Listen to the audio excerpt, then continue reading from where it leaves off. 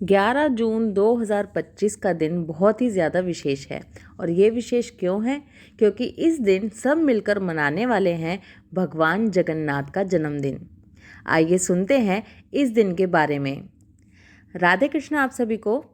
स्नान उत्सव या जिसे स्नान यात्रा भी कहा जाता है, ज्येष्ठ महीने की पूर्णिमा तिथि पर मनाए जाने वाले इस दिन को देव स्नान उत्सव के नाम से जाना जाता है। ये जगन्नाथ भगवान का शुभ जन्म दिवस का दिन होता है। ये हिंदुओं के लिए एक महत्वपूर्ण त्यौहार है। हिंदू कैलेंडर के अनुसार इस दिन सभी देवताओं यानी कि जगन्नाथ भगवान, बलभद्र और सुभद्रा जी को जगन्नाथपुरी मंदिर से बाहर लाया जाता है और जुलूस के रूप में उनको स्नान वेदी तक ले जाया जाता है। वहाँ उन्हें औपचारिक रूप से स्नान कराया जाता है और भक्तों के सामने ही सार्वजनिक रूप से सजाया जाता है।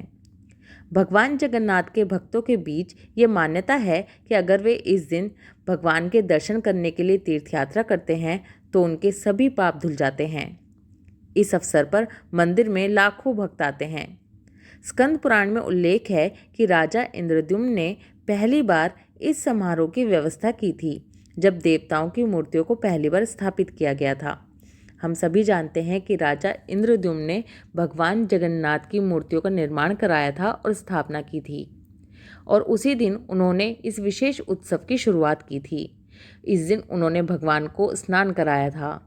तभी से ये परंपरा चली आ रही है। स्नान यात्रा, जिसको स्नान उत्सव भी कहते हैं, इसके पहले दिन शाम के समय मूर्तियों को गर्भगृह से बाहर स्नान वेदी तक एक भव्य जुलूस के रूप में लाया जाता है। सभी भक्त देवताओं के दर्शन करने आते हैं।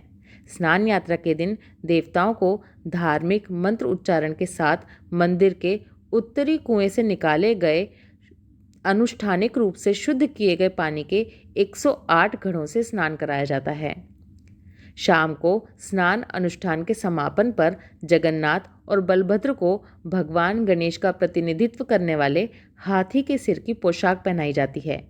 भगवान के इस रूप को गजवेश कहा जाता है।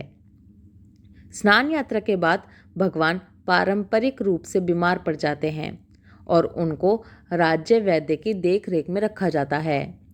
15 दिन तक भगवान किसी को दर्शन नहीं देते और सभी लोग उनके स्वस्थ होने की कामना करते हैं। इस अवधि के दौरान इसे अनवसर कहा जाता है और इसके बाद जब भगवान ठीक हो जाते हैं तब तैयारी होती है जगन्नाथ रथ यात्रा की। इसके अगले दिन ही भगवान जगन्नाथ रथ यात्रा निकलती है।